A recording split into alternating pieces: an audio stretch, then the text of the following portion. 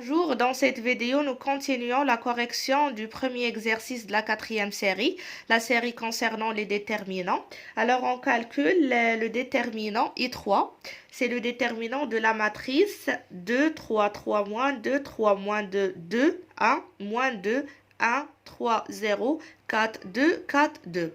On calcule le déterminant I3 en utilisant le même principe de la première partie de ce vidéo, c'est-à-dire en essayant de faire apparaître le maximum des zéros, soit dans une ligne ou bien dans une colonne pour simplifier les calculs.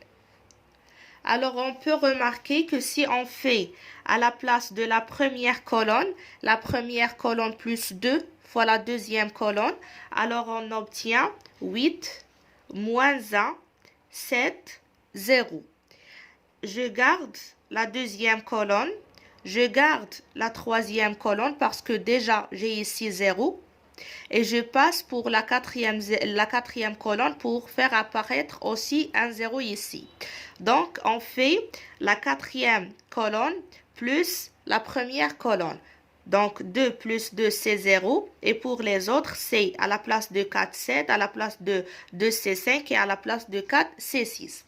Alors, le déterminant I3, c'est égal le déterminant de la matrice 8 moins 1, 7, 0. 3 moins 2, 2, 1. Moins 2, 1, 3, 0. 6, 5, 7, 0. Donc, je peux remarquer le coefficient non nul dans cette ligne, c'est 1. Donc, qu'est-ce qu'on fait? On met ici 1, le coefficient non nul, donc et je fais moins 1 à la puissance. Ce coefficient 1 se trouve où?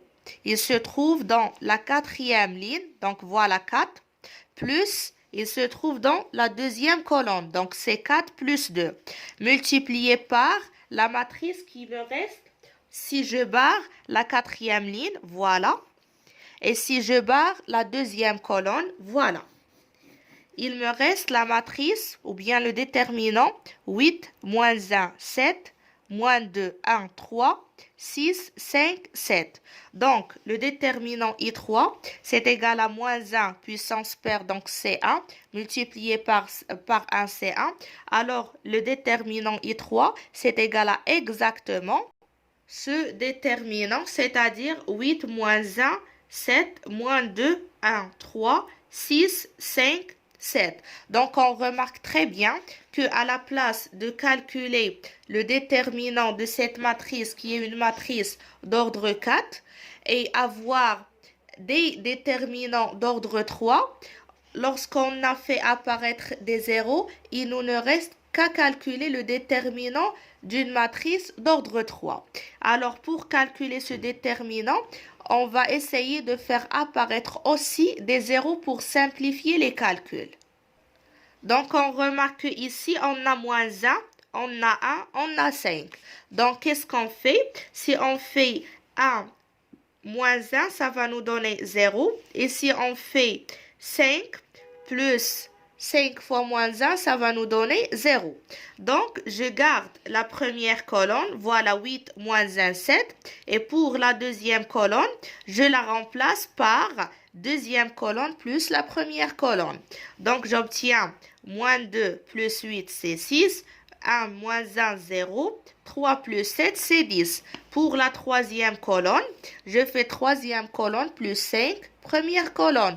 Donc, j'obtiens 46, 0 et 42. Donc, je remarque que ici, j'ai 2 zéros. Le coefficient non nul, c'est moins 1. Donc, je dois faire moins 1 à la puissance. Je cherche la puissance multipliée par ce coefficient moins 1 et par le déterminant qui me reste en variant la ligne et la colonne où se trouve le moins 1. Pratiquement, on fait moins 1.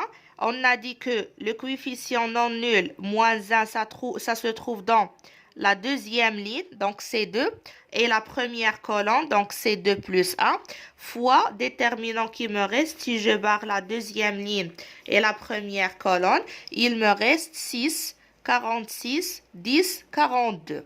Donc ici, puissance impair, donc c'est moins 1. Avec le moins, c'est moins 1 avec moins 1, donc c'est 1.